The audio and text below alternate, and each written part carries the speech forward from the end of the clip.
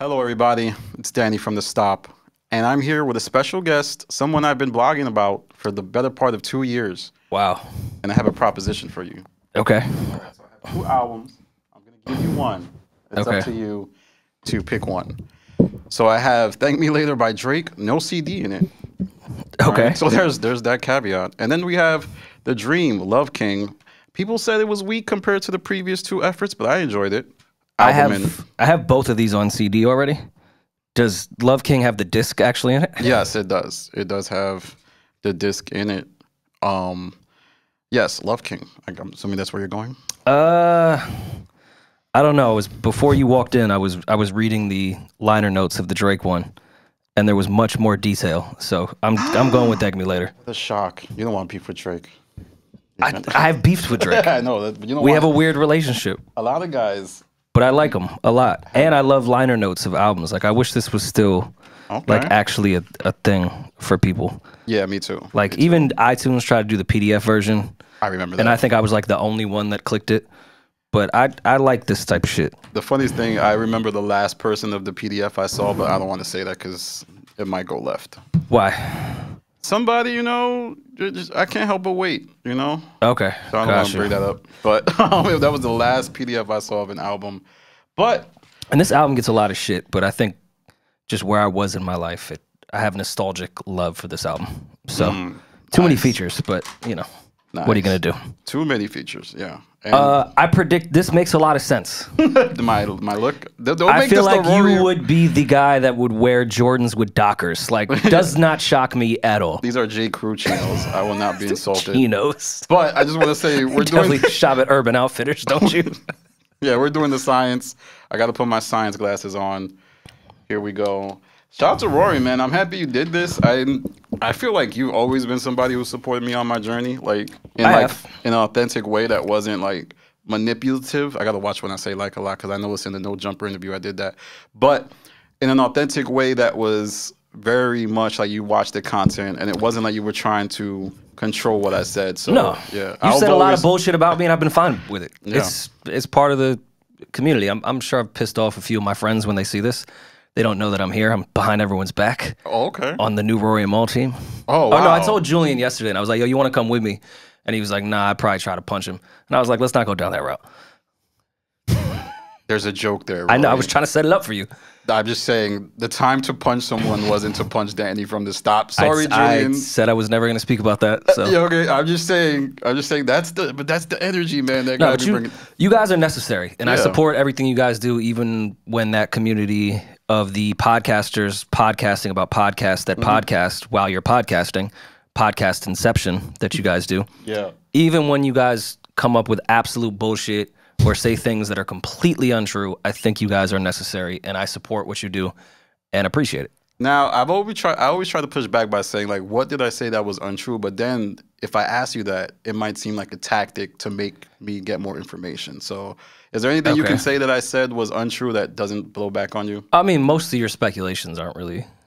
I didn't go through the stop page before I came here. There has to be one that was, like, so crazy that you were like, all right, Danny bugged out. No, I usually just laugh at them. Okay. Because you're like a more informed Reddit. In my opinion. Like Reddit, I really like laugh. Like they are so wrong about, they're so loud and wrong about everything that they say that it's actually comical. I know you like really, your fucking journal says the science on it.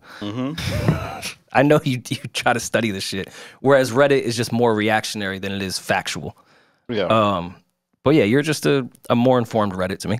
Okay. Which again is important. I think Reddit, most of them are, can we say retarded? I don't know if we're allowed to use that word anymore. Most of them are retarded, and they call me retarded. So it's a mutual back and forth. But it's a mirror of yourself. I know, that's why we all get along, whether we like it or not. We're all in this community together. I think Reddit is disgusting, but it's also what made me. It's kind of what made me think I could have a YouTube channel. So which is fair. Yeah.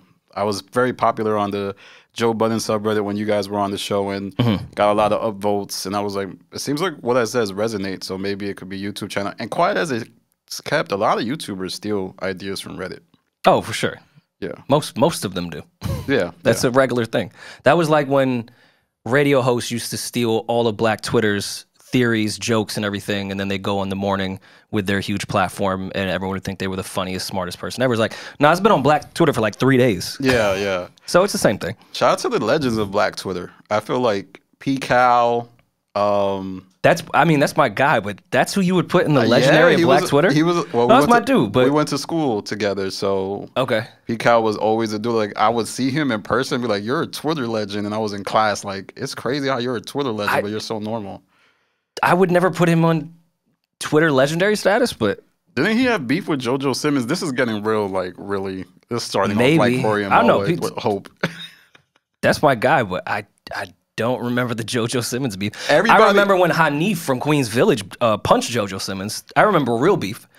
No, that was real beef. This is Twitter beef. I was on the app when that happened. That was that was the picture with. Okay, I remember that. I don't want to re-engage any trauma with JoJo. JoJo was one of my favorite characters on the show, but on what?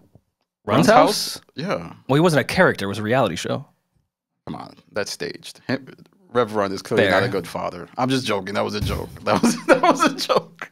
Rev Run is a great dad. That was a commentary about how things are staged, but that show wasn't staged. Shout out to Rev Run, his family, Diggy. How do you think doing the outro of that show was like with the staff? I think it like was, every time Rev like undressing to get in a bubble bath with, because you know it's at least 10 people were in that bathroom with him, and then like having to like redo takes. And like deleting on your BlackBerry, like give me a towel to dry my hands. That must have been like a really weird experience. I think swim trunks make it okay. I suppose. What happened to Diggy? Diggy, I remember he dissed J. Cole. It was over after that. Yeah, he went a little too far with that.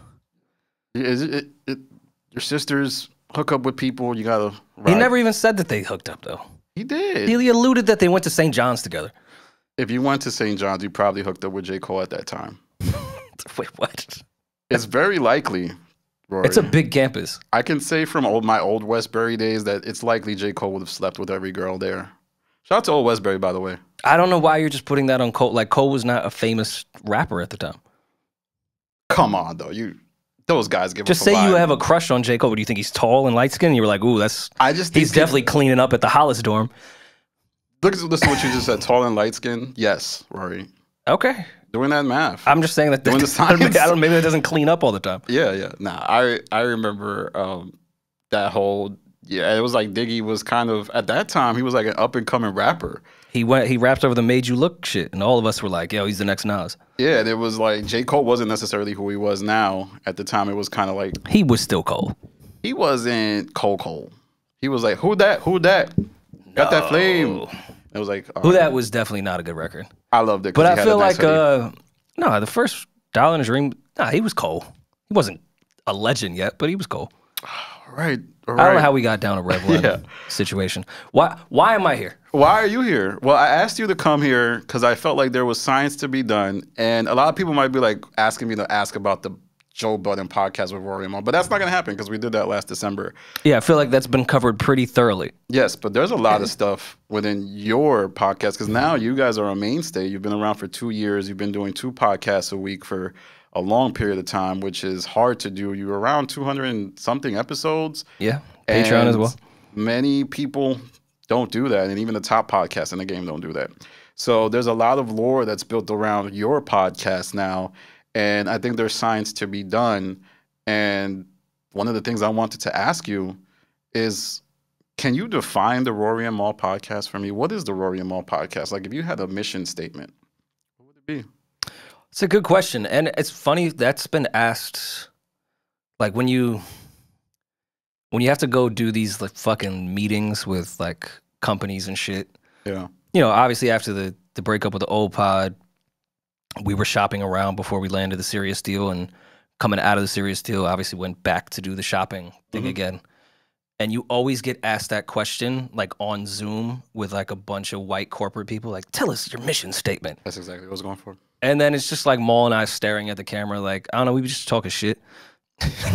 I'll give you a real answer. It's just fun to do that in corporate situations because then they have to react to it like, yeah, that's why we like you. You're authentic. It's like, shut the fuck up. Organic. I hate to use the like 2 friends just talking shit perspective, but I think it's kind of gotten to a point of reacting to the chaos and circus that is the world right now. That's what I would say our podcast has become. Reactionary is, I think, diluting what we do, but I felt lately, just Mal and I's perspective of the circus, whether it be within our genre of podcasting, the political world, anything going on right now is a circus everywhere. There's not one calm place that makes sense or is like, yeah, that's a cool thing. Everything is chaos. So I feel that's where we are at this point. Okay. Reacting to how to survive and maintain and keep a positive attitude with everything that surrounds us at this moment. Okay, because I think one of the initial hurdles your show faced was this idea that there was this pre-existing rock star brand, right? Sure. Where it was like you guys were the top of the tops. And I felt like you did a good job of explaining what you weren't versus what you actually were. That's a fair point. Yeah, I can see that.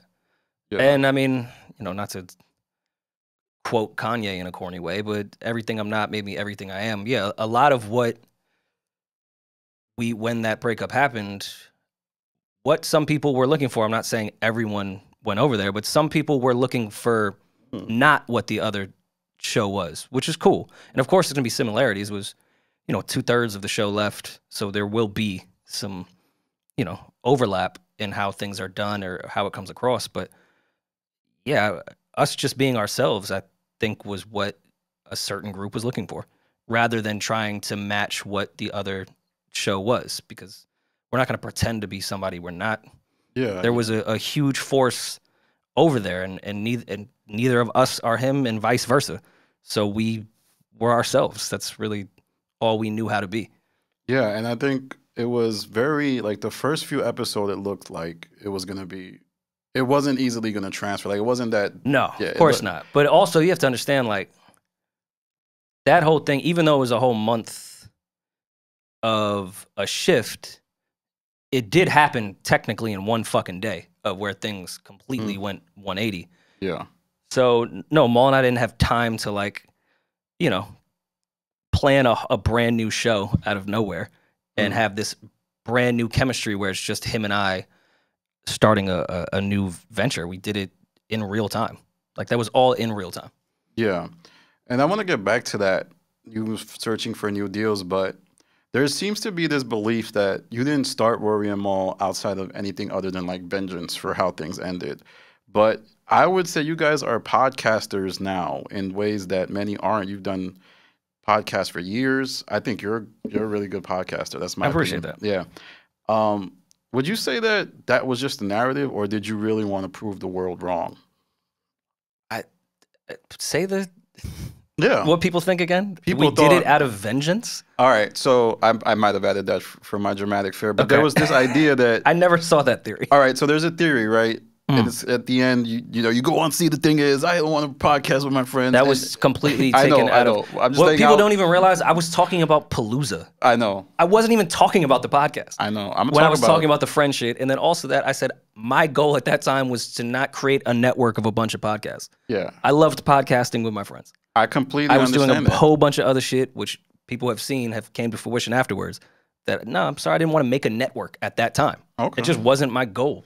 Yeah. No, I completely get that. But the Reddit asylum, me at the time, not me necessarily, but I saw people say that you were starting this next podcast, like Rory and Mal, to spite people as opposed to being in love with podcasting or maybe wanting to continue on. No, and again, that was a narrative that was completely made up and taken out of context of when I did the See the Thing Is episode. It's weird because what I never understand, you know, people don't realize podcasts are recorded.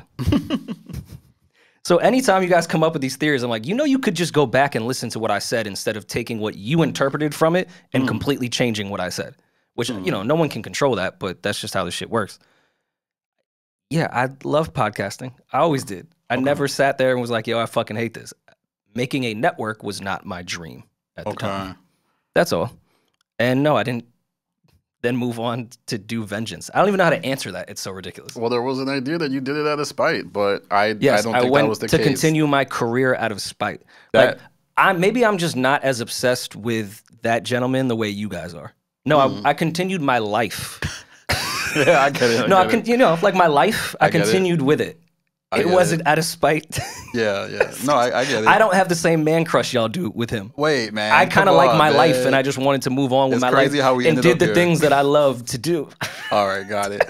I don't want to stay here too long because I feel That's fine. I don't care. No, but there was just this narrative out there that you guys didn't care, and they thought that you were just trying to react. But, you know, we talked about the start of Rory and Mal, but I feel like there's a lot of missed opportunities for podcasters or people in business in general to forecast the end of something. So fair. It's like very likely. Oh, sorry. I was talking to the Wack about this. Not Wack. That's Wack 100? Yeah. Okay. Me and Wack don't talk. Did he clean the table when you got No. Me and Wack don't talk.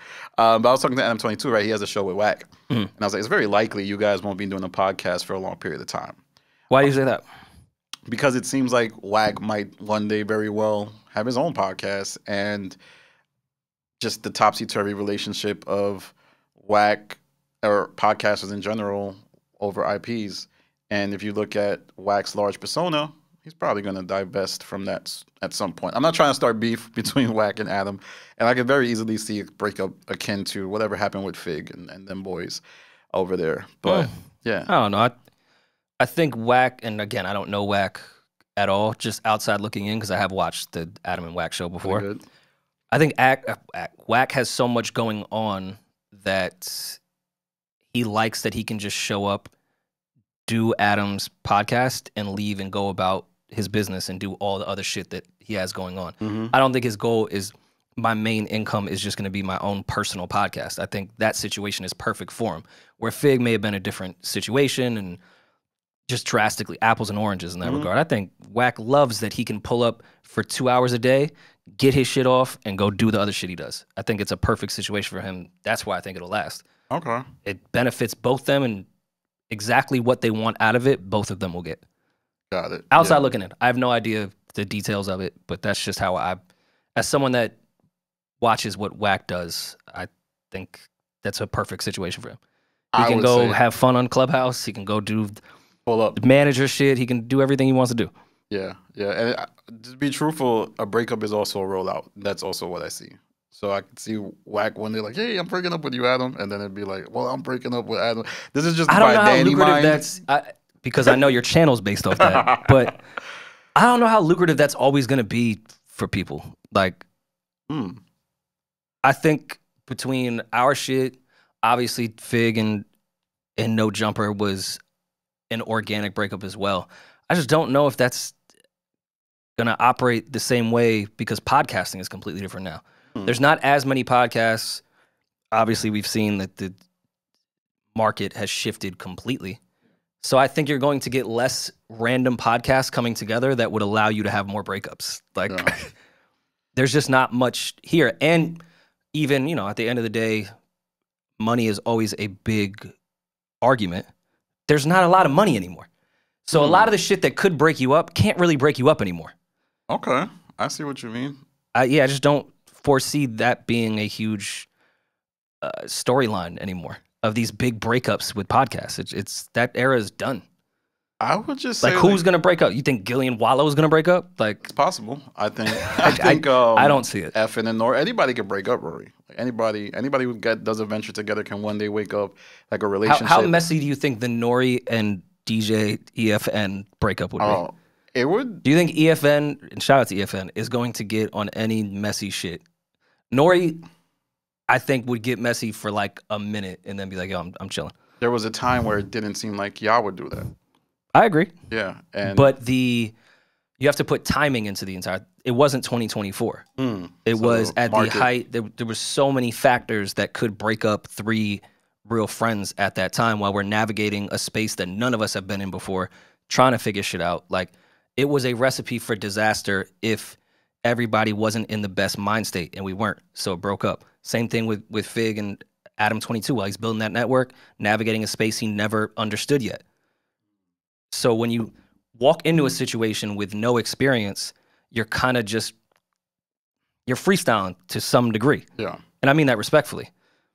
That leaves a lot of opportunity for miscommunications and people to feel a certain type of way and things not to be resolved. I think that's changed completely. I think the podcasters that are still here know how to navigate the space, even though we are all shifting because the podcast space shifted. We're back to freestyling a bit, but we understand the space and we understand who we are, who our teams are. It's just not what it was in 2016. Got it. I just don't know if there's going to be that crazy split. I don't know if you're going to get, you know, even down to like the tax shit and like just that whole messy back and forth between podcasters will always exist, but real shit, real breakups, I don't see it.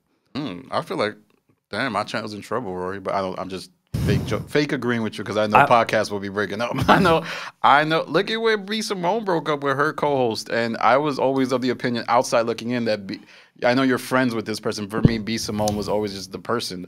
But they broke up, and it was like videos of them breaking up got 200,000 views. Like, people care. They're deeply invested in people going their separate ways, clashing. But remember what I said with the, all right, we use Nori and EFN as an example.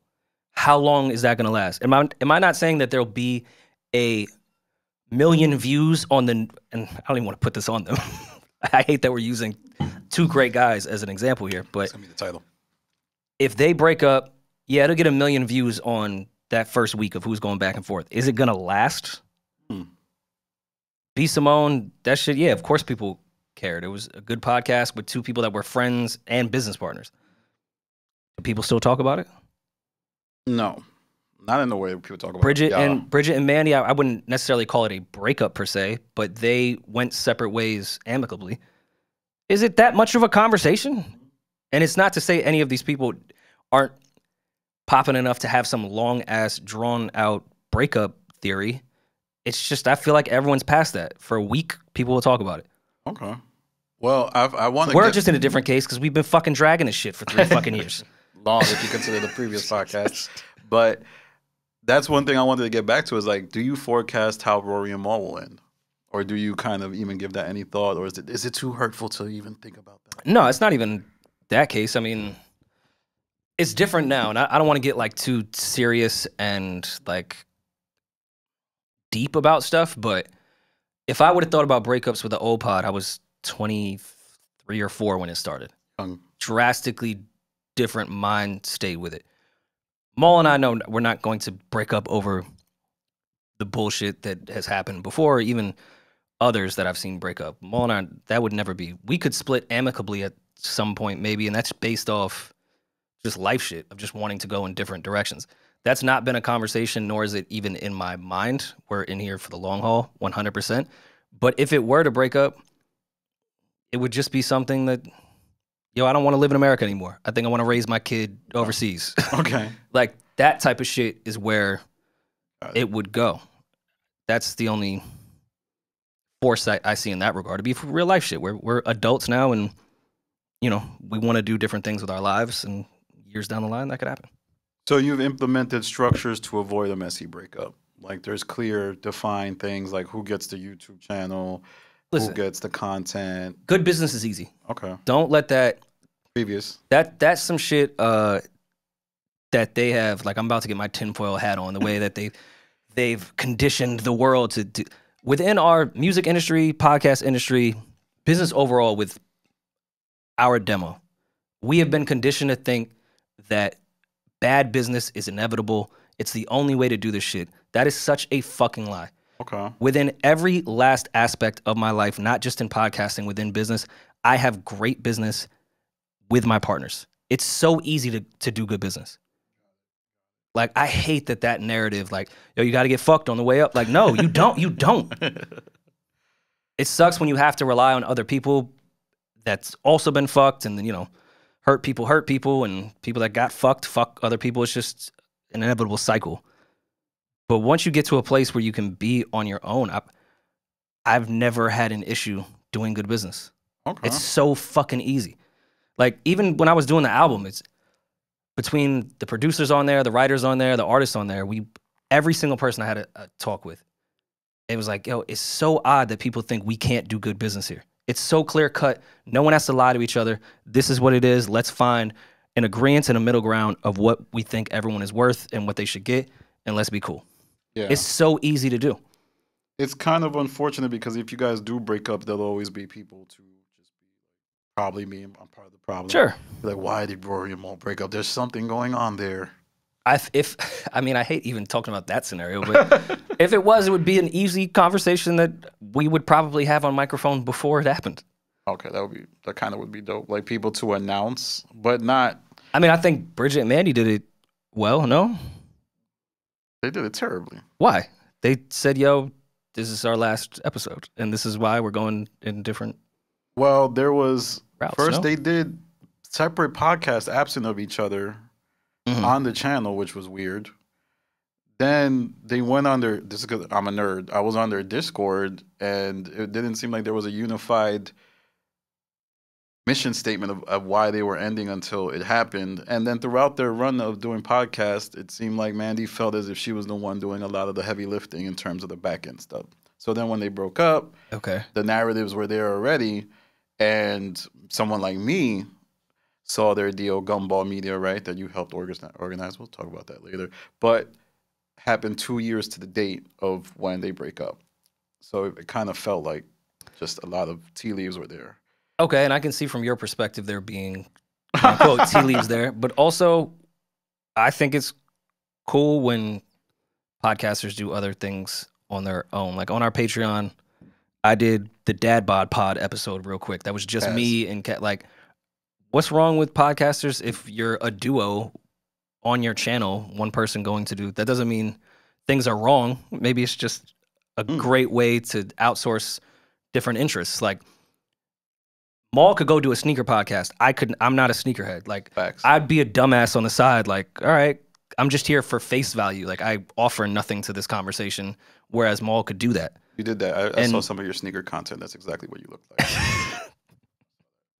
I didn't know Mal was gonna bring out the fucking Marty McFlys. Yeah, like, that was messed up, Mal. I was trying to like be funny with my my delts. I had a bunch of Joe Freshgood shits that no one had. I was like, I could have came here with some New shit. Balances. It's like Marty McFly. But see, in that situation, I tried to bring my personality to that rather than try to out sneaker somebody that's a sneakerhead. Like that's why I brought Del Toro slides. Like I was trying to bring my personality to it. Now, I don't think there'd be anything wrong with Bridget and Mandi doing separate things on their channel. Obviously, there was a disagreement. They wanted to go other ways, but I wouldn't say that's always a tea leave if somebody wants to go do some other shit. But that's the thing. Like, if you and Mal start doing content separate of each other and then announce the podcast is ending, it's obviously something's up. Something's up. It's the Rory and Mal podcast, and unless there's a forecasted reason as to why you're doing it, and you're like, me and Mal are gonna do content different. We're gonna be doing things on our separate, but it's gonna be under the same umbrella versus just doing it without any announcement. Then it's kind of weird. Okay, you are right. And I'm going to do what Reddit hates of trying to play devil's advocate for the sake of a fucking conversation. Podcast. Why are you owed that? Well, why do Bridget and Mandi owe y'all an explanation to what's going on in their personal business outside of the podcast? Well, why do they owe y'all that? Okay, so similar to, I think these podcasts are a connection that's deeper than maybe a Netflix show. Like, y'all interact with us daily.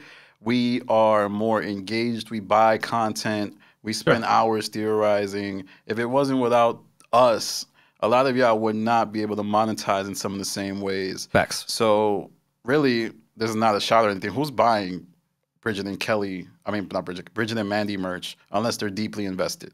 Who's buying B. Simone merch unless they're deeply invested? We really care on a way that's crazy. Myself included. Yeah. Anyone that buys podcast merch is deeply invested. No one is just copping some pod merch for the fuck of it. Yeah.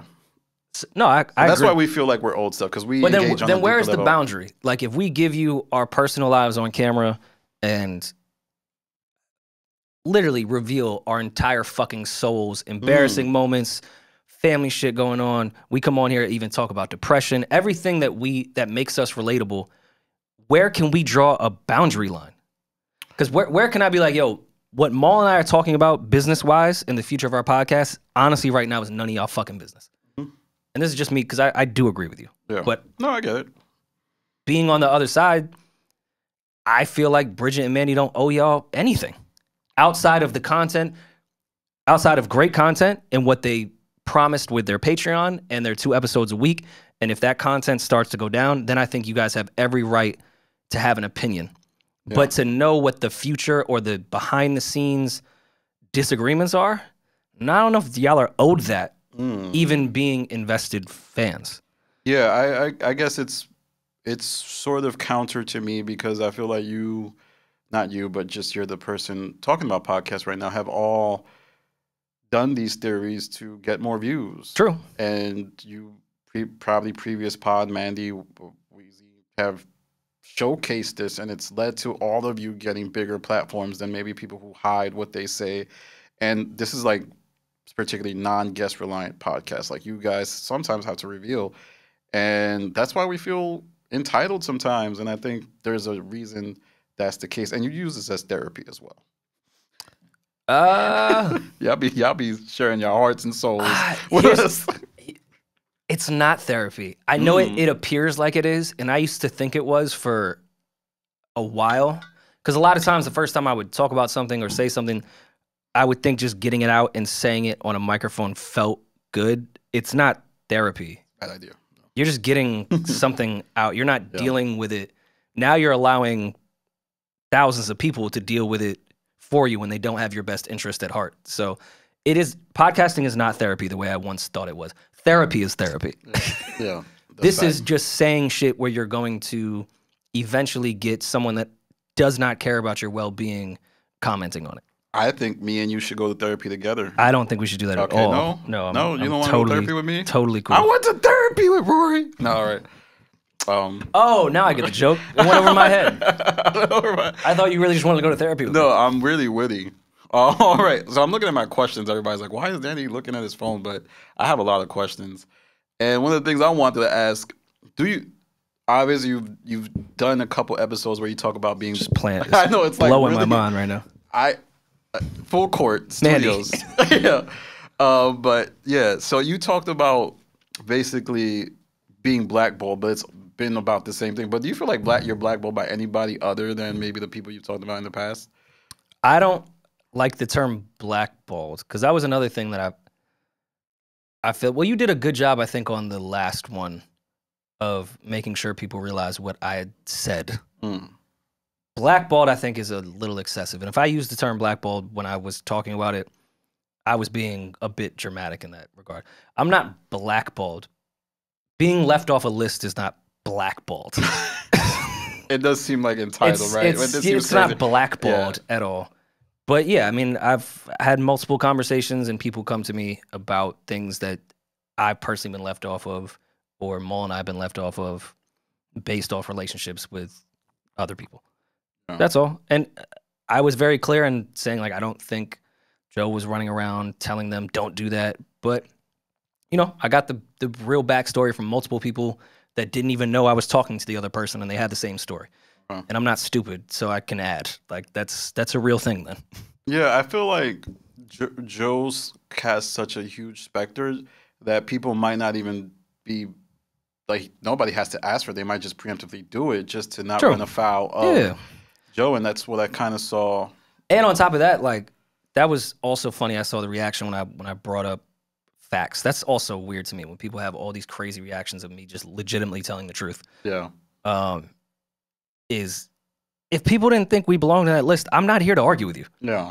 Like, if someone's like, yo, you don't belong on that list, like you and Mal, you were only a year in, like, sorry, y'all just didn't belong on that list, I would not argue with them. Cool.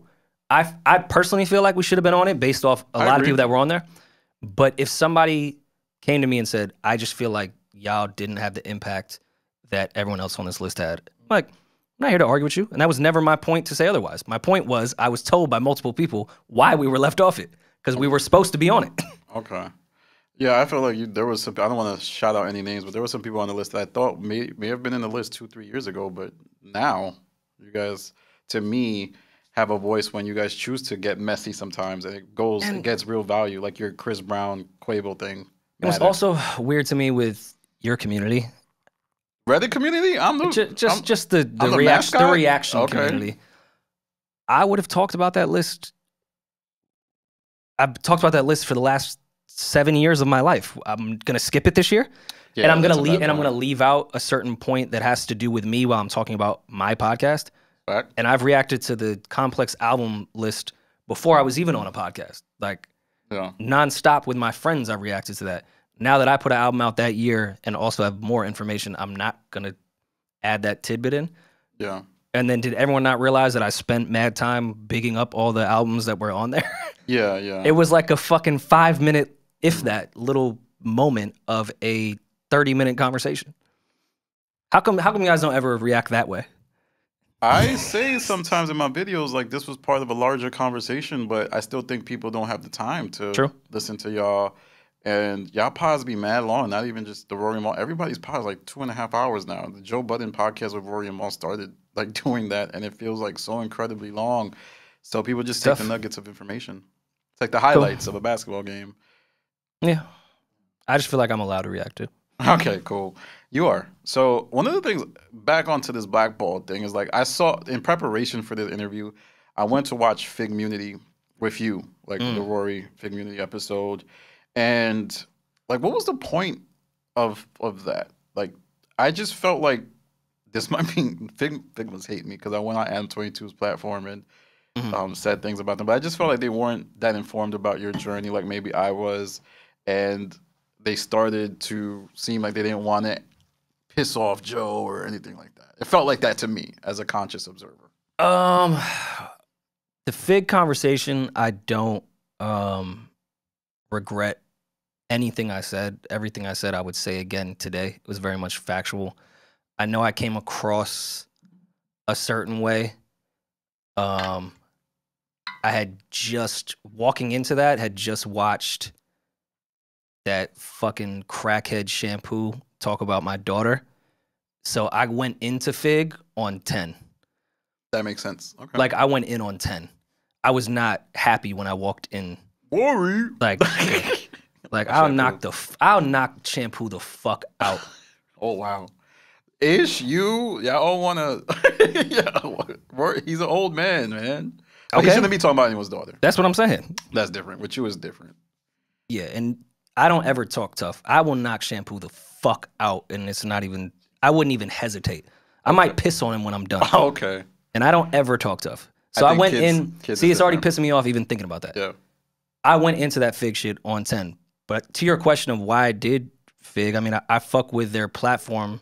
I was out in LA to promote an album, and they seemed like a really great stop. We had similar things that had happened. I really just fuck with T-Rail and AD as people. So it made sense. 2 hours before that, I did Bootleg Kev. Like, Kev is perfect, though. I feel like Bootleg Kev is so Rory and Mal. But yeah, if you're trying to put out an album and promote it, and I'm well aware of like how promotions go. I know nobody is really there outside of someone like a Kev that wants to talk about music. They want to talk about some bullshit, but at the same time, it's still eyes when you're trying to put a project out. And Fig, they have an audience that's not straight my audience that already knows I'm putting a project out. So if I could put that in to a conversation with them while that many people are watching, why wouldn't I? Yeah. I would talk to them anyways. So why not talk to them when I'm also putting a project out? And it's a different audience. Maybe. Yeah. Maybe some of them like Conway. Conway was on my album. Like, most people like Conway. Yeah, but just that audience in particular. Yeah. Like, I know they're probably not the R&B crowd typically, but yeah, I would talk to them anyway. So why not? I just think it's tough for you too. Specifically, you have to enter platforms where maybe they might want to stay cool with Joe, and it's cool if they're cool with you and them. But it just feels like that interview, I got that sense that. Like, you brought up the numbers, and they asked you about the numbers dropping. That made me feel weird. Like, why are they asking you about the numbers dropping when I feel like you guys have stood the test of time? And even if your numbers drop, so what? You guys are still together. That's crazy. Like, many people thought you would stop after 3 weeks. And I was like, yeah. Yeah. And, I mean, even when they asked that, I didn't think much of it. Of course, everyone is going to run to the messy breakup episodes. Numbers are going to drop, plateau. They're going to go up. They're going to go down. Like, this game is that. Yeah. And I know everybody's numbers do that. I know. I'm a smaller level, but yeah, that's definitely something I think about. The numbers. What are the numbers? It's stressful, man. I can't believe I signed up for this. Yeah. All right. But I think you talked about the new podcast market, and I did a video about you guys signing a new deal. Yep. And you guys signed a new deal, right? We did, yes. Studio 71. You were correct. You saw the logo on the Avi and was like, whoa, that's not doing science, man. That's just looking at a logo. I'm like Walter Cronkite. No, you're not. Come on, man. But yeah, you signed a deal. It's with a different type of company and it looks like the last 2 deals you've signed have been audio deals, whereas you get to control your video, right? What Sirius was that for sure, and it's a very similar deal to what Sirius was. We signed a licensing deal with Sirius. We were never signed to Sirius the way people think we were. It was a licensing deal, same way the Studio 71 deal was a licensing deal. Okay. And that's what it is. Is this kind of like was there a bidding war? Because you said you were on the Zoom meetings with a bunch of people. Yeah, we met with everyone. Studio 71 made the most sense for what we were trying to do, and how I like licensing deals. They made the most sense. All right, what was it about? Can you reveal what appealed to you? Is it like the freedom? Did they? Yeah, I mean, a lot of companies now have realized that exclusive shit is kind of done. Like, I feel, and correct me if I'm wrong, I don't think podcasts are signing exclusive deals anymore. If you even see fucking Rogan is with Spotify and it's wide, like everyone knows that type of deal is dead. Now they try to make up for that in licensing deals where they can take certain pieces. I've had companies that wanted part of our Patreon where they wanted to put ads, and I'm like, so you want That's me wild. to have a paywall on Patreon and then make them listen to ads as well? Or VPN. Yeah. A lot of companies wanted 3 episodes a week. They're trying to find any way to get what our number that we won't budge on can make sense for them. And a lot of it is trying to pick into a lot of other shit in our lives. And that's just something I'm not going to budge on.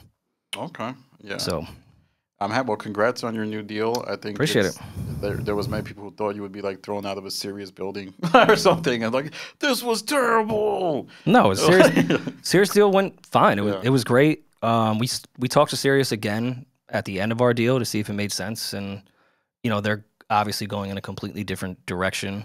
And Stitcher was dissolved as well, so it's not something that they're focusing on, and that's not a reflection of us or a reflection of them. They're fucking Conan O'Brien. Like they're in other worlds. Like signing a bunch of podcasts and putting up the right amount of money is just not what they're doing right now. I would have loved if you went on a rant about like how Sirius is moving the budget to Conan and taking it away from you. That would have been iconic, but I don't see the vision of I wrote a very funny sketch when we had first signed with Sirius about like a ginger war in the office, and I actually pitched it to Conan, and Conan loved it, and he was in the office one day that we were recording, and we went through the whole thing, and we were supposed to shoot met it. Conan? Yeah. I love Conan. And I pitched a sketch that I wrote to Conan, and it meant a lot like on my bucket list that Conan like actually found my writing very funny and wanted to do the bit. It never obviously happened, but yeah, we were doing a ginger war in the office. I would pass out if I met Conan. That's like I grew up on. Really tall guy. Yeah. Yeah, man. I heard he took one of Adam Carolla's holes. I did not hear that at all. I feel like it'd be pretty easy to take one of Adam Carolla's holes. Love line? Come on, man. But I just now to segue in, how profitable is podcasting? Because you just basically you earlier said podcast is really hard to make money in now. Joe's on his platform on the same thing, and since you two are both on platforms who are not afraid to share the back end of stuff, Adam also does the same. He says the same thing. Everybody is saying this. What does this mean? How does it look? How does it play out? Podcasts aren't profitable, and this is going to sound like sort of a political answer, but it's not. Podcasts are no longer profitable. Core fan bases are. And how you figure out how to monetize your core fan base and your returning customer is what is going to make you survive. You have to get creative. And I mean, shit, I'll even give credit where credit is due. And I've always been objective despite what you and everyone else says. Joe doing the leaning so heavy into the paywall thing was great for him. Like, he's going to survive no matter what because he has a core fan base that is paying liquid fucking money no matter what per month. So, you know, he may not have to rely on ads the same way a lot of other people do. And if people think that's a weird strategy as far as promotion goes, I also see that side. But if your goal at the end of the day is to have longevity, it's a great fucking strategy, especially with how crazy things are now.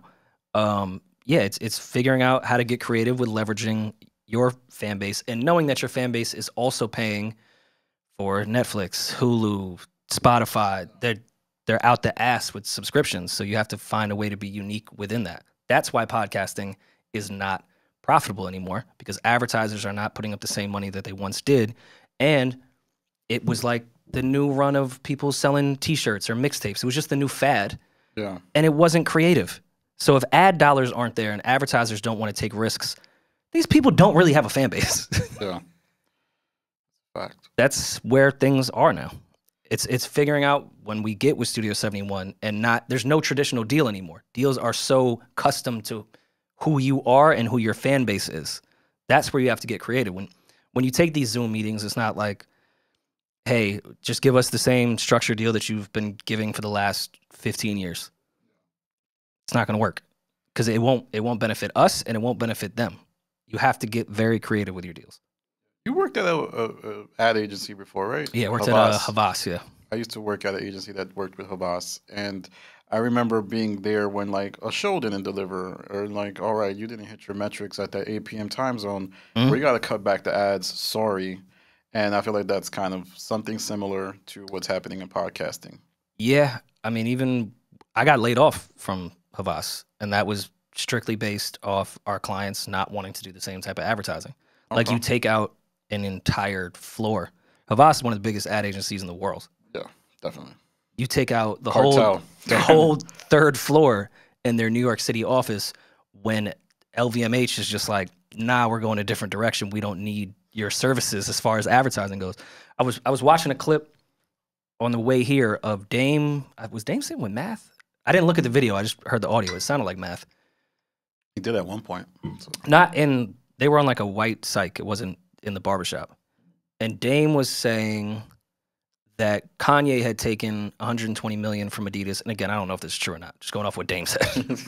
Took $120 million from Adidas for lifestyle marketing instead of doing commercials. Adidas wanted to do commercials for Yeezy and everything. He's like, no, just give me that $120 million. I will put that into my lifestyle, make sure you get all the headlines. I'll do all the messy shit. I'll wear the sneakers every time. I'll get TMZ. Give me that $120 million. I will be your commercial. And it fucking worked. People are just changing how they do advertising. So when ads see that, any company, you think they're going to be like, yo, let's do a mid-roll on a podcast? Yeah. There was a point where they did say that, but they're not saying that Things no more. Things have changed. Yeah. And I mean, it's still good for advertisers with the right podcast, with the right target audience. Traditional advertising will never die. It just can't go to everybody. That's what I'm saying with podcasting. With us, it works great. Our retention rate and how many people click based off our Rory and Mals code has been nothing but phenomenal for advertisers. They've seen a return. There's been ROI on everything. I can't say the same for the podcast boom when everyone's trying to make one and go talk to the same advertisers. No. It just doesn't work. Sorry if I ranted too long. No worries. Use promo code STOP at bluechew.com, by the way. No, I don't have a deal. Sorry. Have you ever taken a Blue Chew? Hims? Okay. No. Have you taken a Blue Chew or Hims? Neither, but I'd love to. Okay, shout out to you. What was LA Danny like? What was your LA swag? Where'd you stay at? I just stood at the Cambria Hotel. It's brand new. It was like so brand new that the outlets, when you took stuff out, it got stuck. And LA Danny was just very brief in and out. I saw their airport is like I don't want to break. First time in LA? Yeah. Okay. Not LA, Burbank. And you flew to Burbank? That's where the studio is. That far from LA. Yeah, I just flew to Burbank. It was kind of weird. And funny thing, I saw Jay Leno driving down the highway. But Jay Leno tried to fuck my mom in front of me. I mean, it's Jay Leno. I thought you were going to say it was my mom. No, left that one on the table. Yeah, Jay Leno's he's the man. You know, like he replaced Johnny Carson and got the ratings. Like, he should be allowed to shoot at your mom. And her friend at the same time. Oh, wow. And it worked. Frisky. Yeah. Isn't he married? What up with you, Jay? And he got cars too. Probably real easy. I can lie and say what year it was so he doesn't get caught.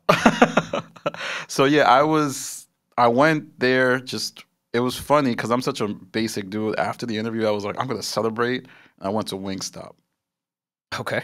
So that's what I did. Wait 20 minutes for the worst wings ever? Yes. But it felt good to me. I got the lemon pepper wings because I was a big Rick Ross fan. Okay. And yeah, we had a good time. You went out by dolo? we, I mean me. You didn't bring like the crew out? No, I don't have a stop crew. I don't have it's funny because I've been engaged in this recent war with Flip. And there's been like people reaching out to me like, yo, if you want to, me and you can. I'm like, what is this? This is just content, I think. God. But it's weird. But nah, what's a war? It's stupid. Yeah. Okay. Now that I'm on the other side of things and I'm getting in like back and forth with people, I realize how people might be doing this just to click and get engagement like Flip. But it's great at it. Yeah, he's the best, I would say. It's clicks. I had a shot to throw there, but I wasn't going to say it. Let's do it. If you look at his YouTube channel, I would disagree. That Flip.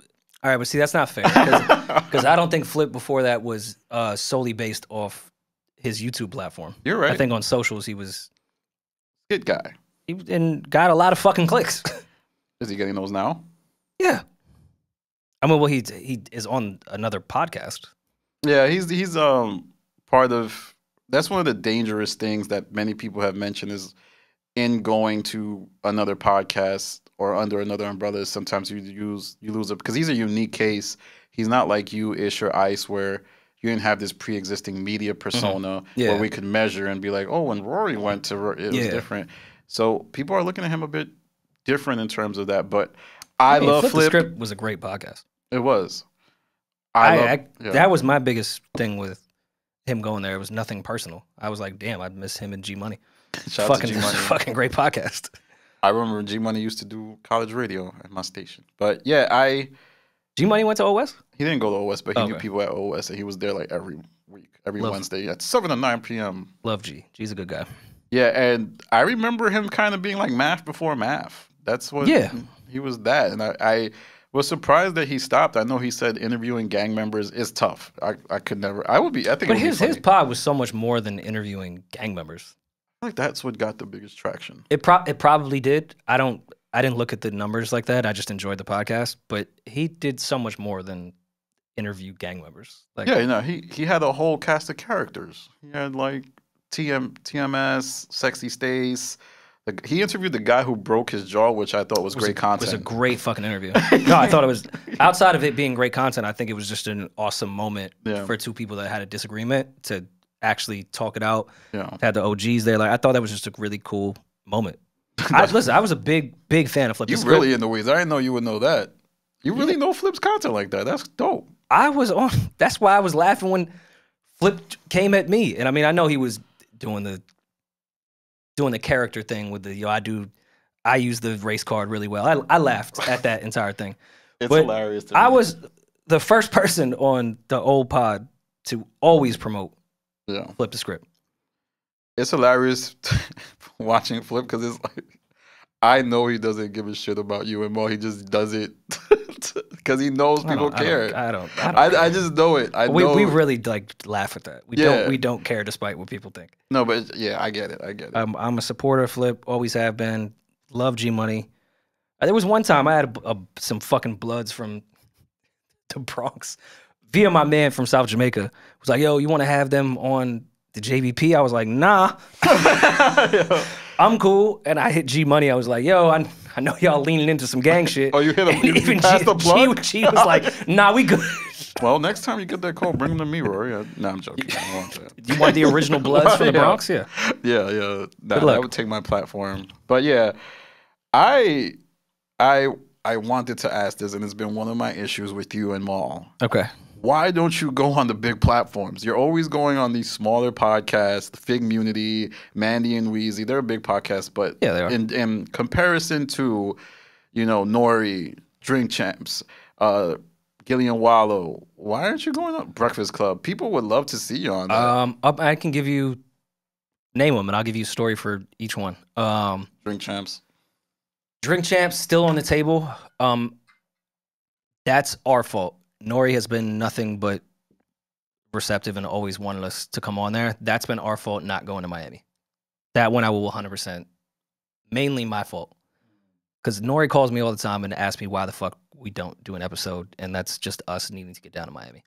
It would be real easy to do a... I'm going to Miami at the end of the month, but Mal's not coming, so I don't want to do Drink Champs by myself. But no shot at Nori, but he doesn't seem to do the most research.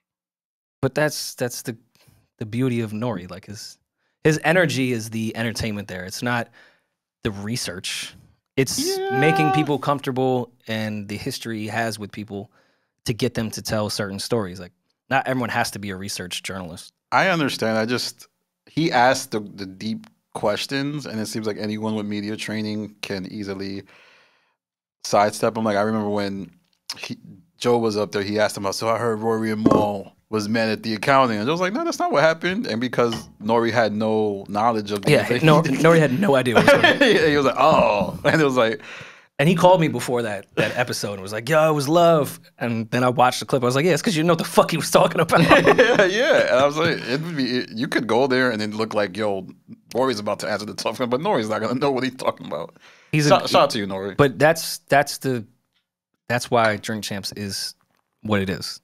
It's not like you get a bunch of PC answers. We got some of our craziest moments from Drink Champs. Yes. And that's because Nori, that's his talent, is creating a great environment of people that love and respect him and are ready to talk. Okay. As opposed to some research journalists that ask the right questions, but they don't want to, like, who are you for me to answer that question? That's why Nori's... Sorry, Speedy Norman. All right. What about Breakfast Club? When we signed a Sirius deal, Sirius's PR team sent us a whole bunch of shit of, like, places to go to do a press run. And I was like, I'll just handle this myself. That's where, like, the corporate shit gets a little weird. They just don't understand our demo. Yeah. So I was like, I'll handle it. I'll just do it. Like, not a big deal. Breakfast Club was on my list. I spoke with pretty much everyone behind the scenes that is close to Charlamagne. And remember, I was banned from the Breakfast Club before that. I remember that. So my ban got lifted. So I was like, that'll be a fun moment. Let's just me and Mal go up there and shoot the shit. That was the time when Joe and Charlamagne had that, like, unspoken truce. So they deaded that, which me and Van did, which there's plenty of things in the past that will go unsaid of where I've helped to keep this podcast shit moving. Van and I deaded that shit. They had an unspoken truce. Obviously, the podcast breakup happens. Charlamagne, from my understanding, thought that that would break his truce with Joe and that they would have to... This is my understanding when I talk to everybody. My jaw just dropped, yeah. But I will say... So you're... I have no issue with Charlamagne. I did feel a fucking way when... Because he had changed his number at that time. So I initially tried to text him direct instead. Then I ended up going... I talked to Van, Weezy, Kaz, everyone within that circle. Shit, was Hovain alive? Yeah, Hove maybe. And I was like, yeah, Hovain. Oh, my bad. So was Hovain still alive? I was like, Jay-Z cares about no, I did not talk to Jay-Z about how to get to Charlamagne. So I was like, yo, have Charlamagne text me. Shit went green. He's like, oh, he just changed his number. Charlamagne wouldn't even speak to me based off that, which is fine. I get it. You have this truce with Joe and you don't want to, make anything look weird where you guys have to go back and forth with this shit again. Yeah. But to not speak to me when you were going back and forth with Joe, you was calling my phone nonstop. I'm on the phone for 45 fucking minutes with you. Like, I helped you in so many regards when you needed something. And not to say I needed to get on the Breakfast Club, nor did I give a fuck that he said no. To have a conversation. To not even, to say don't even give him my number when months prior to that, you was on my fucking line talking my ear off about, like, why is Joe doing this to me? Like, this shit is, like, corny. And, like, me and Van really tried our best to dead that whole thing in a great way. Obviously, because of both their egos and personalities, it's never really going to end. But yeah. I thought that was really extremely corny of Charlamagne to say don't even give him my number after we had a great relationship at that point. And I was there trying to help you. I was there helping you, Charlamagne. You called me. I didn't call you. Wow. And then when I want to text you about a Breakfast Club idea, you could have just said no. And I would have been like, yo, I respect it. That's interesting, man. I think I've heard by doing this channel over the years, like Charlamagne does some of this stuff where he'll call people and then kind of try to. But hey, And you don't owe me anything. Like Yeah. it's fine. Like you're an adult with kids. Like you don't owe me anything. I just found it corny got it. that you talked so much shit about me before, and then when you called me when you needed help because you couldn't reach Joe and like all this shit. Now I'm cool to talk to, but then when I'm like, yo, I just want to come on the Breakfast Club. Now it's don't even give him my number. Well, I would think That's corny to me. It's just corny. if I'm Charlamagne, I could see that because Joe was ready to go nuclear. Sure. No, that's why I understood his. Yeah. When I was talking with Weezy and Van, I understood the perspective of like, yeah, that's gonna look like Charlamagne is trying to give y'all a platform to spite Joe. Fully understand that. But to say, nah, don't give him my number. I don't want to speak to him after you were crying on my fucking line before is corny to me. It's just corny. This is crazy. This is like finding out. All right, well. And all right. I've been wanting to talk to Charlamagne about that whole shit, but he doesn't go outside and I don't go outside. So we're not going to run into each other. It's funny because And it's not beef. I just thought it was weird. I don't think any of y'all got like beef. Nah, It's of course still like not. office beef. No, I respect Charlamagne. I think he's a legend. I just think he does corny shit sometimes. One of the goats. But it's funny because in my head, I thought you guys were scared to go to the breakfast. No, Club. of course That's in not. my head. We thought it would be great. I had weird tension with Angela Yee for no reason. Obviously, Envy and I have had beef for no fucking reason. It would have been hilarious because all of us are, I thought at that time, completely fine. What did the Kappas do to Envy? You said some story. Like, I was in Virginia and the Kappas did something. I'm like, what did the Kappas do? No. From my understanding, Envy tried to pledge and he dropped. Okay. That was the... Yeah. That's like nothing. Yeah, but if you really want to be a Kappa and you drop, like that would hit your chest. Okay. But like, I think like that's embarrassing when you drop. Like that's something. Yeah, the rest of the world wouldn't think that would be a crazy thing, but I knew if I said that, Envy would know what I was talking about and it would hurt him. But I have nothing but love and respect for Envy. I think Queens get the money. Like I love you guys. The new it too. All right, shout out to Envy. All right. Wait, Matt Hoffa's podcast. I know that I was watching a Patreon live that y'all did, and you said something weird happened. I don't remember exactly what happened, but you were like, he said something shaky, and it kind of made you feel away. I mean, another one that I'm on record supporting before anyone in the podcast world that's all loves Math now and Math is best friends with. I was first one to support Math's podcast on a public platform. He did something on live where he said Mal and I were scared to come up there, and then Mal and I like jokingly replied like, "What you mean by that? We've never been scared to come up on Math's podcast." Then he said we're always welcome, but we've never gotten an invite. I'm really cool with Mech.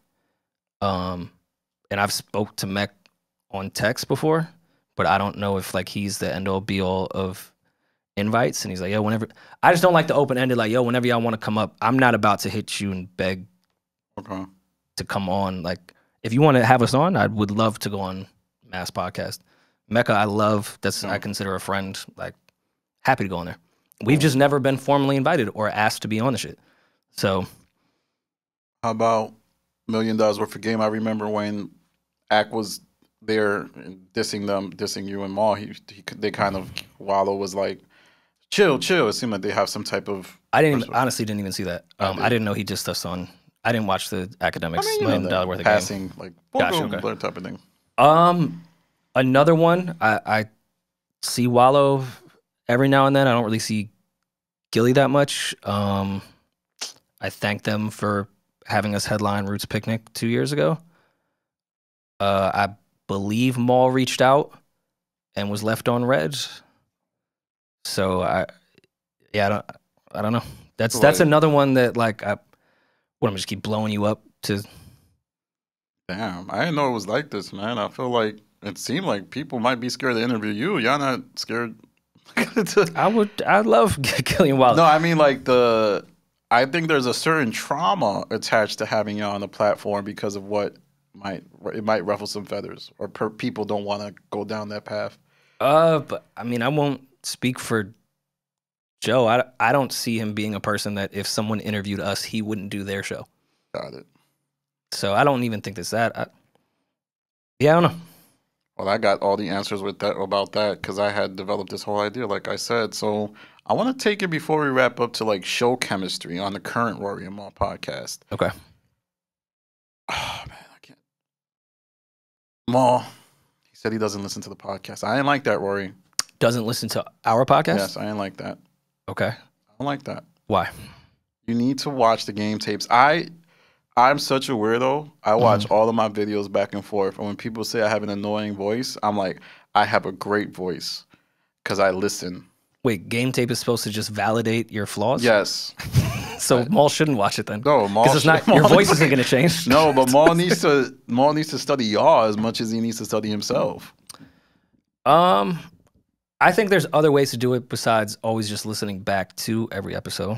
You can look at the constructive comments. You can talk with your staff, like me, Damaris, and Julian.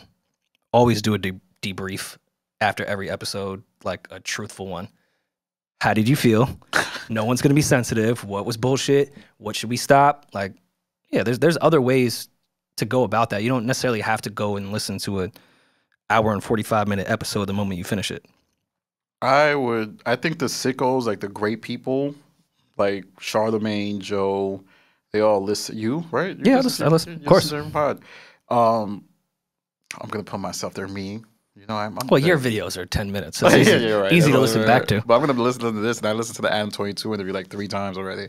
But I think all of you guys do listen back to yourself, and I feel like if Mal has done a podcast for 2 years and never listened to an episode, I think that is half-stepping. That's also not entirely true, because So he Mal does? has definitely hit me about certain audio stuff or certain parts that would cut out. Like he listens. I'm not saying every episode, and myself included. I can't say every single episode I'm listening back to, but a good majority I try to. But nice try there. That was a good try. Nice try to what? Get me to say something bad about Mal. No, I'm not trying to get you to say anything bad about Mal. What does he? Who did he vote for? Nah, that wasn't what. He can't vote. He's a felon. Nah, I'm joking. I just think that I would have asked this to anybody. One of my themes of this channel was just the idea of putting a podcast together. But how often do you guys meet? How often does the pod Rory and Mal? Do you guys have like Tuesday meetings? We're in the office Monday through Friday. What? How often? Like how? Well, what's a day? Fridays isn't everyone, but it's like a job. Yeah. So like we have a whole 3? staff. Okay. I mean, I get in every day at 10:30. Everyone is there no later than 11. Yeah, we're there Monday through Thursday. Wait, 11 Julian's there on Fridays with me. 11 p.m. No, a.m. Wait, when you said later, then when do you guys leave? It depends. It depends what we're shooting. That just blew my mind. I didn't know you guys had. Yeah, we have a whole office and studio. Like it's a pretty big space. Wow. Like desks. We have a printer. Wow. Like having a printer now. You guys have an intern or anything like that? That'd be cool. We have one that's like in LA now, which sucks. But why would you get an intern from LA? That seems really weird. Because every intern I've ever had has fucking stunk, and this one in LA I think is actually going to be helpful as far as socials go. But yeah, no, it's a whole production that we have going on there. It's a whole staff, everything. So you have meetings on a daily basis? Yes, we obsess over this, whether people think it or not. Do you feel like everybody's empowered to speak their mind about the Rory and Mal podcast, or are they protecting their jobs? Like, let's say Julian or Damaris might be scared of job security. No, they're not. They're actually mean. But the boss would say that. I can assure you, especially Damaris is someone I go to just because we've had a very long relationship. That, like I said, with the debriefs, it's please tell me your honest opinion. Like, did I talk too fucking much? Who did I cut off this time? Like, these are honest conversations that we always want to have with each other. I personally don't feel anyone is scared to say certain things. Well, I feel like to me at least, I can only speak for me. The supervisor will always say that. I feel like I have an open learning environment where people can share. No, that's not true. Because I felt in the beginning, like outside of Damaris, who I had again a relationship with, Julian I had worked with before, but that took some time before I felt like we got there. Yo, me too. Like, yeah, it happened within time. It wasn't out the gate. They were like, yo, this part sucks. Like, no, it takes getting to know each other and working with each other. Okay, so how big is your staff? We have 6 in the office per week, then 3 remote. Yeah, 3 remote. And if you add in merch, another 2 people. So it's you, Mal, Damaris, Julian, Yomi. Rel, who's now on our staff. Rel is our new videographer and engineer. Is he going to be like an on-mic person? No, Rel just wants to mind his business. Okay, that wasn't like a decision that may have happened because of previous... No. Like... No, we just weren't... All right, see, I can appreciate that you asked that question. Eddin was a like unicorn in that regard where he could shoot, edit, and was pretty funny on the microphone. Like he was a good producer mic. No. That's not like a normal fucking thing. Yeah, triple threat. Yeah. So when we were looking for a replacement, we weren't looking for a new Eddin in regards of we need someone that can shoot, edit, and be on a microphone. That'd be the craziest job application ever. Rel is really talented at shooting and editing, and so that's why he's here. Do you think that may have burnt Eddin out? That would have to be a question you ask him. I don't know. Being on mic was definitely something he wanted to do. It wasn't something that like we were like, yo, Eddin, you got to be on mic. It was, you know, he enjoyed doing that stuff, and I thought he was great at it. So I was never mad when he would give his input or steer conversations. But I mean, I think the turnaround of podcasting, especially 2 a week plus Patreon, can burn anybody out. Yeah. Especially if you want to talk on mic and then after have to edit, render the shit, upload it, you may be home at fucking midnight at that point. So I feel like he was happy to have the situation end as well. That's kind of the vibe. I think Eddin had a lot of other stuff going on outside of our podcast. So I don't know if happy would be the word, but I think I'd hate to speak for him, but I think he saw that as a way to now focus on the other stuff he had going on. And sounds political, wish nothing for the best for Eddin. I love Eddin. I think he's super talented. No, for real. I really, really, really fuck with Eddin. I mean, we still text. Like, it wasn't a bad blood in that regard. It was just something that happened. Yeah. I mean, he DJs, he does other shit. Like he wanted to spread Eddin. His wings. I agree. He's somebody who also, I felt like you rocked with my platform from a genuine perspective, and it was cool. But it just seemed like he was done with it, and not everything has to end bad, but after the whole thing, anyway, let me move on because I know you don't want to talk about that. But anyway, love and light to all. Yeah, love and light to all. There seems to be a lot of people who feel like the Patreon isn't sufficient enough, Rory. What the hell is going on? They were going to orchestrate a boycott. It was 2 people. Oh, okay. It was the people that you're going to be on the space with later, right? It was 2 people that were orchestrating this boycott. And I'm not here to shit on them because Reddit people and some of the Twitter people. Here's the thing with Patreon that confuses me. What we offer is what we upload. People get mad at us doing exactly what we said. You can disagree with the tiers, and I would not argue with you. But we deliver on the tiers that are there. So that's where I'm at with it. Yeah, I'm not trying to sound like a dick because I appreciate every last person that subscribes to our Patreon, and I'm here for criticism all the time. I even went on Spaces the night that boycott was going to happen. Like, I'm here to talk to anyone that has an issue with what we're doing, but I'm also not going to budge on reality. That's where I think me and y'all community do bump heads.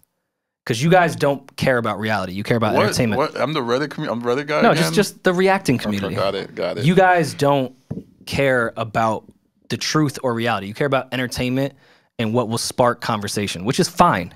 This is entertainment. But I'm never going to budge on the truth. And that's where I think a lot of people have started to dislike me because I'm not going to... Guys, this is what the Patreon is. It's said this the whole time. Show me where we haven't delivered there. You can say the content you don't particularly care for with the episodes. Who am I to argue with that? Yeah, I know. That's fine. But to start a boycott based off not delivering is now you're just lying. Okay.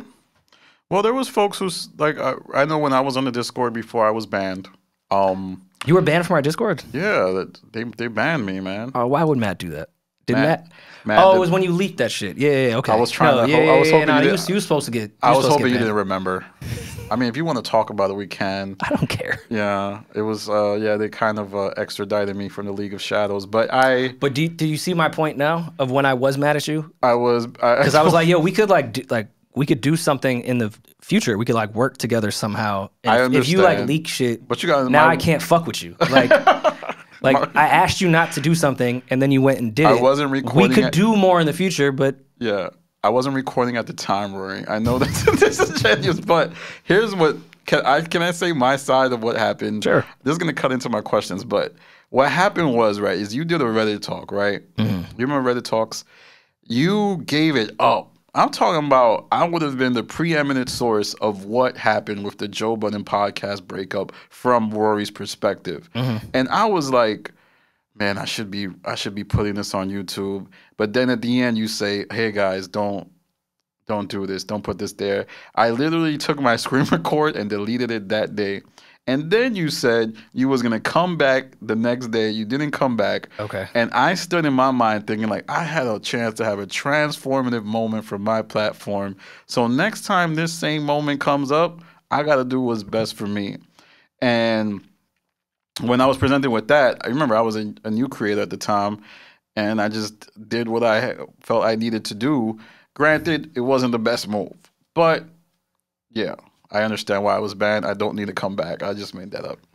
Okay.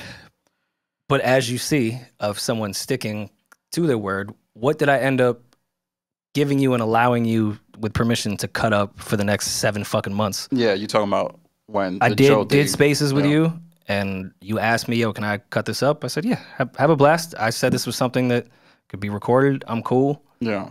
And I'm also here now. Yeah, that's exactly I just don't... Back to like, I don't like the sneaky shit. I like the truth. I like reality. Like that's where I live when it comes to relationships with the internet. Like, got it. I'm here to answer anything, but if I say don't record some shit right now, then don't do it. Got it. All right. I'm happy we cleared the air. I'm here. It was never a beef. Cleared the air. Now, Rory was very upset earlier. He wanted a lot of. We talked in the back alley before this. Yeah. Thank God you brought the Drake CD to. Yeah, a peace offering. Great album. Karl and your relationship. Well, I had Rory's beefs. This is the Rory's beefs. Okay, cool. Let's run through. We already talked about Charlamagne. Mm-hmm. Well, there is no beef, but yeah.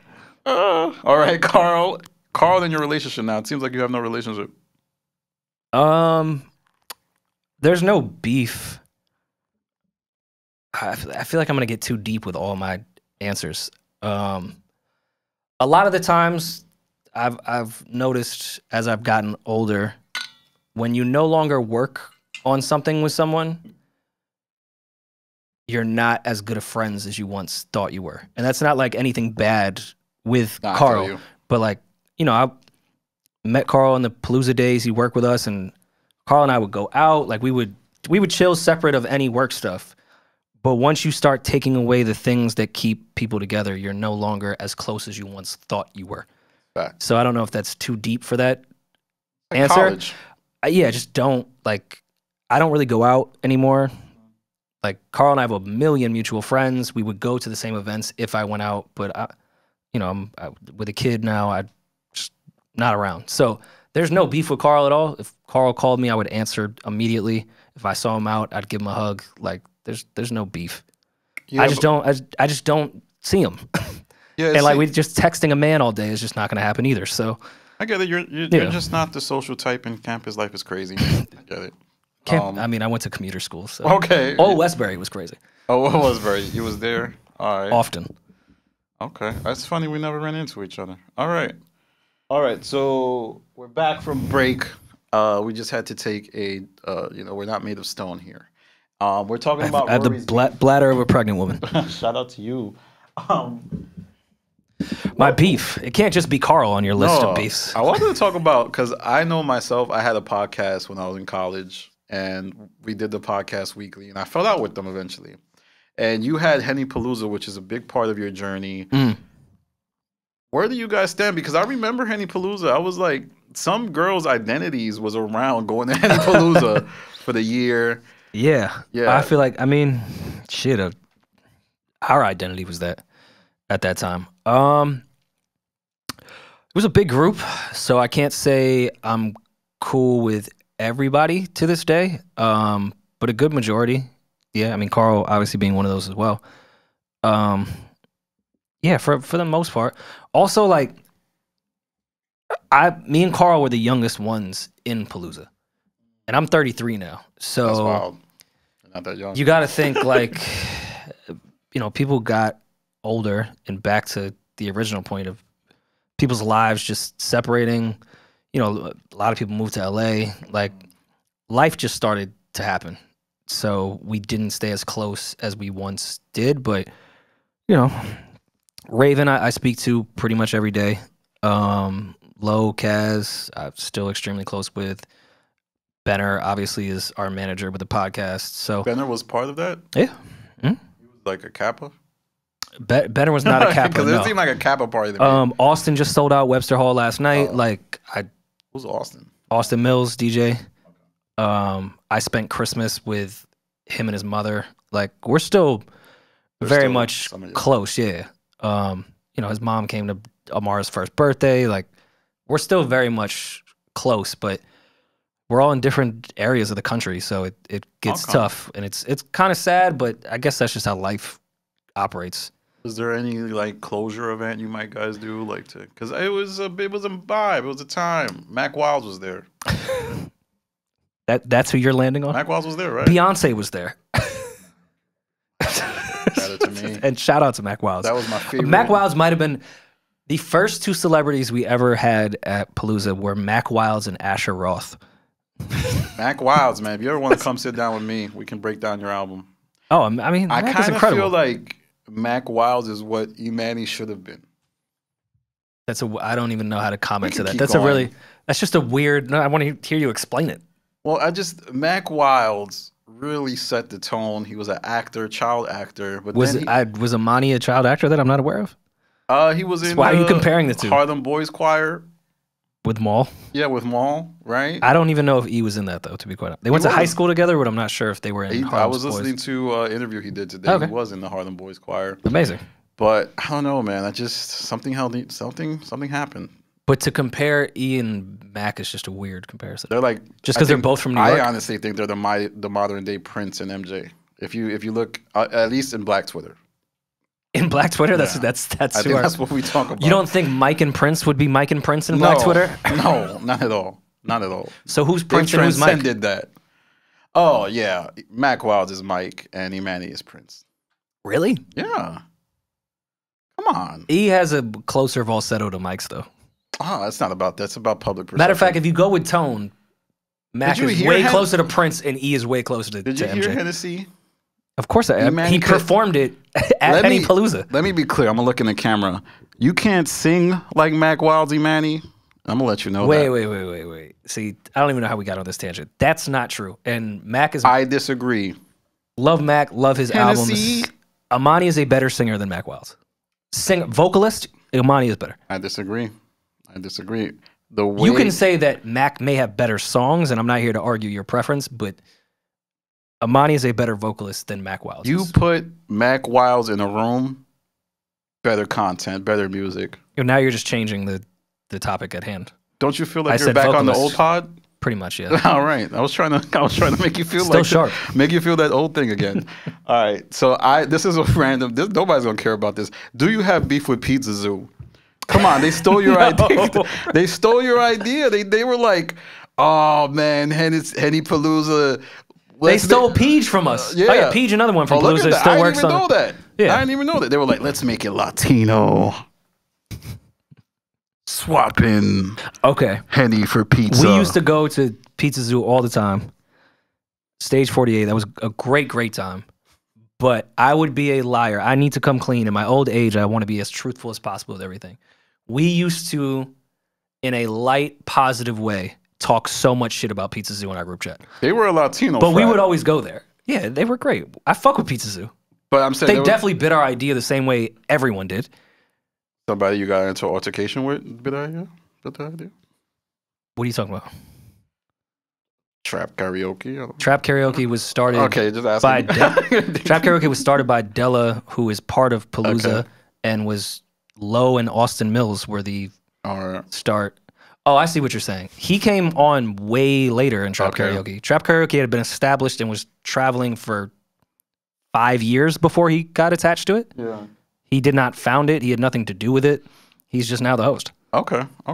Well, yeah, it's weird. You have to do the science. That wasn't that relevant for me, but no, it was relevant. It was very. Trap Karaoke is a Palooza baby. It was founded by Della, who was part of Shoot, right? Yeah, who was part of Palooza, and another gentleman who still runs it to this day. So you guys, the other guy just got on, like it was already a thing. It was okay. I get it. They had already hosted LeBron's birthday party before he got on it. Back to Pizza Zoo, because this is the real tension. They had the baddies There's too. never been real tension. They had the baddies too. They were the only party. They had a bunch of women in there. That's why we were there all the time. They had a great party.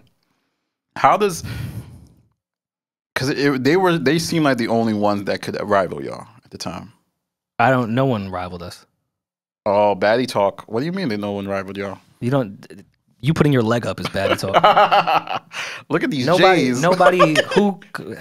This is a stupid conversation. Who could have ever rivaled us? It's dumb to me to even. Well, they had the big thing and they would give pizza out. It looked very cool. No, Pizza Zoo was great. I'm saying I went to it. But who rival us? We sold out the Barclays Center. Well, obviously you guys kept this. You guys kept this sending. What? This is not even a combo. You were like, all right. So they were like the Marlowe, and you guys were the Barksdales. Come on. No. Obviously, you guys didn't get arrested, but what I'm saying is... How would they be Marlowe? When did they take over? Before you guys became commercial. You're trying to make me diss Pizza Zoo. Do it. Nobody cares. This isn't like the podcast. But no, I just remember people really cared about pizza. They also had like a more dance vibe. Like, Yeah, they did. Well, they had more like the Dykeman... Exactly. Like Spanish EDM shit, which was cool. Once you got Dykeman behind you. But I mean, we had Dykeman before them. There was a schism and a chasm.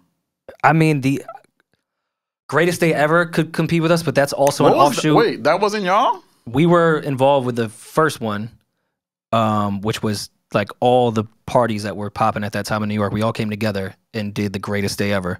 And then they just took Greatest Day Ever after that and continued on with it. But that's all. I know people hate when I say family, but that's all family. Like, that's all. You just said you was dissing Pizza Zoo. What were y'all saying? Well, Pizza Zoo wasn't part of that. No, but I'm saying, what were y'all saying in the group chat about Pizza Zoo? Like, they're going to play They Go Call Their Own? Like, it was mainly, all right, most of the jokes with Pizza Zoo came because Peach, who was our graphic guy, they hired Peach. They were just hiring all the people that were doing our shit as far as creative went. So their rollouts looked exactly like ours. Their flyers looked exactly like ours. And we were just laughing in our group chat with Peach, who's in our group chat, about like, yo, you're just giving them like the exact same PSD file. Oh, okay. Yeah, it was all jokes. Shout out to Pizza Zoo. But they still do Pizza Zoo? I would go. I think they probably. I need to interview their Rory, like their version of Rory. It's probably his name is Raulio or something. 100%. Yeah. Raulio. But probably still looks like me. Yeah, Raulio Dominguez or something. But you never went to any Paloozas? No, I never went to a Henny Palooza. I feel like. Was Henny Palooza a Old Westbury? Like, there was a big faction of people from Henny Palooza who were Old Westbury. Chris Styles, who was a host, went to Old West. That was the only Old West person that faction or representative. But I mean, it was a lot of Kappas and, you know, all same New York, New Jersey shit. So I didn't. It kind of the way people. I was like a Twitter hater of Henny Palooza. I was like, you guys think you're so cool. Oh, tell me while more. Not being cool. Like I was saying that. Because we thought we were cool for not being cool? No, that was me. Like I was saying y'all not cool while I was not being cool. So got you. Why did you hate on us? Because y'all did a party in Williamsburg and I was like from Williamsburg. And I was like, I represent the South Side before. I don't know if you know about the South Side. I'm aware of. Yeah, the South Side. So I was here before it was cool. I remember I couldn't get a girl to come to Williamsburg because it was so down low and bad. And then you guys did one and it felt like the end. We only did we did the Greatest Day Ever in Williamsburg. That was it. Okay. We never did a Palooza. I wasn't as wait, do you consider the Well? I consider that Bushwick. By like Kent? Yeah. Yeah. This is now we're we're getting off the rails of this entire thing. This might be on Brooklyn Cable Access Television. This part of it. But yeah, I used to hate on it, but you guys made an impact. A lot of people copied you. I'm bringing it back. Everybody copied us. It's fine. Yeah. Just want us to get our respects. I'm going to be giving out old classic episodes of the Joe Budden podcast with Rory and Mals on hard drive. That's going to be my. I mean, they went hand in hand for a long time. Okay. Well, I wanted to give you the floor because everybody knows I'm Danny from the stop. Everyone knows that. Yeah, everyone knows that. Everybody's here for me. Like, be honest. Yeah, no, this is going to really transform your platform. I'm down bad. So yeah, I appreciate the support. Everybody knows you did this because the deal was over. You needed to make a splash. So 100%. Look at him scrambling now. Yeah, I'm like the Andrew Schultz of this. Like right now, I'm gonna ascend past you at some point. No, I agree. You're gonna be like, wow. I'm gonna sit down with Rogan, and they're gonna be like, "Yo, you rode Rory's coattails." It's gonna be hard to tell. And it'll be just like my situation with Charlamagne when I'm trying to get you to text me back. Yeah. Why did you get kicked out of your old Westbury group chat? Because they're assholes. Are they? No, all right. So here's what happened. So you imagine, are you still in the Henny Palooza group chat? Yes. Oh, you're still there? Jesus. Yeah, it exists. So people don't talk that much in it, but yeah. Okay, so that was the thing. It's on GroupMe. So eventually, at some point, I stopped getting along with the people in the group chat, and we just weren't on the same page. There was people that was added that wasn't part of the friend group that I signed up for. And it started to get really weird. There was tension there, and a lot of the conversations became about things I didn't care about. So I left. Like what? They said you got kicked out. They didn't say you left. Who's they? Throw some names on there. Someone that has the same name as you. I thought you were about to be like, no, I don't want to put nobody out there. All right, shout out to Danny D. I got close friend. Yeah. Look how worlds collide. Danny D, piece that up with Flip. I can't even go to work no more. No, but you think Danny's gonna? Danny was on Flip the Script at one point, like for one episode, not like a couple. Really? Yeah, she was on an episode. I don't think. I know it's all Queens, but like. Yeah, Queens is crazy. She was on. I have to find that episode. She was. I remember Flip brought her on. And we used to work at Def Jam together. Wow, that's how y'all met? No, I think we met before that, but I was like a teenager when I met her. I thought y'all met at a Mac Wilds listening party. No, Mac was still in Baltimore shooting people at the time. Okay. And I think we met. All right. So, yeah. So you said I got kicked out. I don't think I got kicked out. I may be misremembering, but this is like 7 years ago. There was a point where I got kicked out, and then I came back, and then I left. That's how I remember it. Okay. I could be lying. No, I don't think I'm lying. That's how I remember it. If I search your Twitter, can I find these Palooza hate tweets? No, I deleted my Twitter a while ago. I hope nobody finds it. Can you give me like 2 or 3 of the hate tweets? I was like, it was like, y'all think y'all so cool going to Henny Palooza, but it's not a big deal because blah, blah, blah. It was cool. It was cool. I apologize. I don't want you to press me. I'm sorry. I don't care. I'm sorry. Let me come to the laptop. Uncomfortable. Did you see my Adam interview? What did you think? I didn't see the entire thing. I watched most of it on the way here. It was cool, I guess. It was a very niche. I enjoyed it. I don't know how that would work on his platform. Yeah. Is it doing numbers? I didn't look at the numbers. That's 24,000 views. Oh, that's good. Yeah. Yeah, it's great. Yeah, I'm doing more than Lossy. I don't know who that is. But then some new guy came from like Chicago, blew me out the water. I feel hurt. Maybe I should have talked about drilling people. That's what I thought, but I'm not about that. Like, I thought it was great that he reached out to you. Yeah. I want to address that because there's some people saying that I was betraying Joe. I'm like, you guys really buy into this. And do they actually have beef? There's this notion that they do because of what happened between... Well, I mean, the case could be made that Joe blindsided Adam when he did that AMP interview. I don't know if you heard that. I heard the AMP interview. That was very... Which I objectively said I agreed with Joe. On what? Just impressing Adam on the entire thing. Why did you agree with him? I feel like Joe was bringing up the allegations in the past, and then he was kind of acting in a certain way, and it was like, well, I feel like every male podcaster has allegations, and right? Am I a male podcaster? No, wait, like all the top guys. Oh, Well, right, I'm so talking a about loser. 3 guys I in got you. particular. Not the top guys. All right. Yeah. Yeah, not little old me. Yeah, I'm sorry. The top But guys. like the Golden Grail, The big 3. yeah, Joe, Okay. Charlamagne. Adam, I think, is one of the top ones for Yeah, I agree. a certain subset of the culture, and he's great too. Yeah, well, what's wrong with that? Adam decided to go onto a platform when everyone was looking at him to talk. Joe wasn't supposed to ask him fucking questions. Nah, I think Like, did we think we really wanted to hear like Adam's opinion on Joe's playlist that day? Like, what do you think people wanted to hear? Stone Temple Pilots. Like, what did a Adam think prototype. he was going to be asked? Stone Temple Pilots was a prototype for Creed. Now, I think that one thing that was tough was how Joe definitely invested into the racist narrative.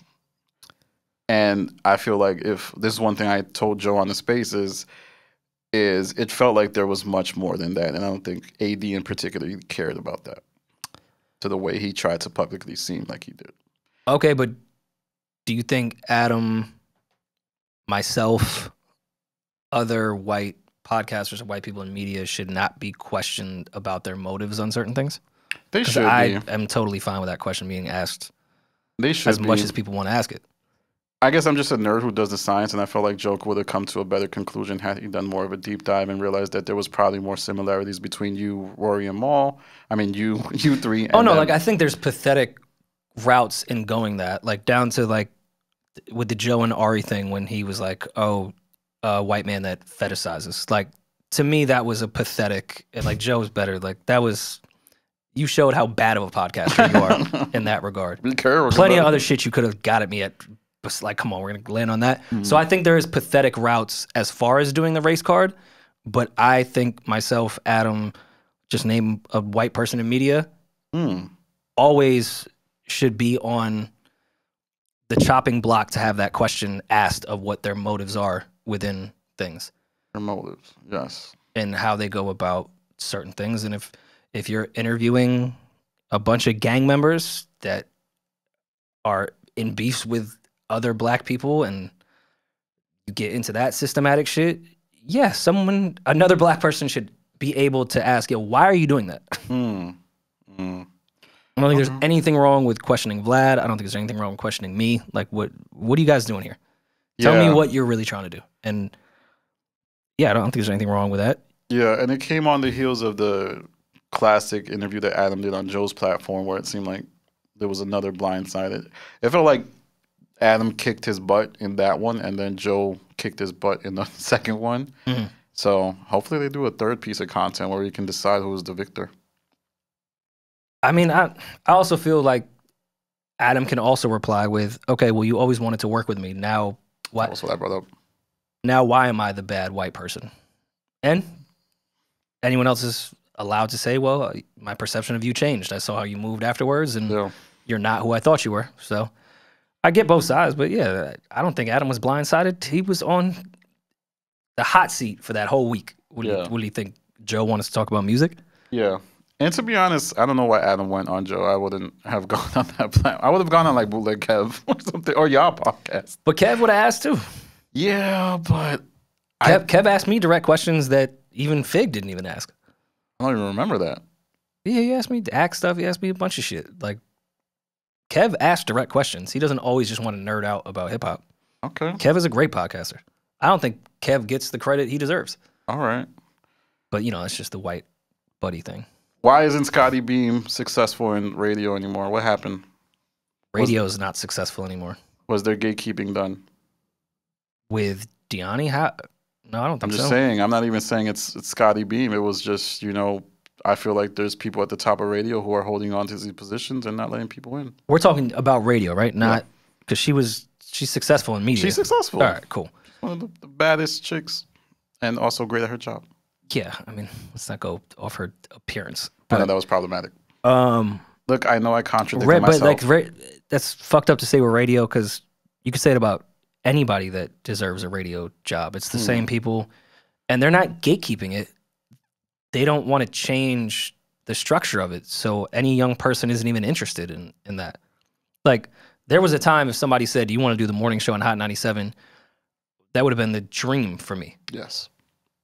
Now, if somebody offered that, even with a number that I gave them, I wouldn't take it because they're not trying to revamp that at all. They know the target audience they want, and it's people driving to work in the morning and driving home from work, and that's it. That's not the world I want to live in, and I don't think that's the world that Diani wants to live in either. So, I think everybody wanted to write for the source or do something like it was holy grail position. Shit, even if you look at like Combat Jack, when Reggie wanted to stop being a lawyer and figure out his next career, he was writing for the source, but realized that was at its last leg and started doing podcasting.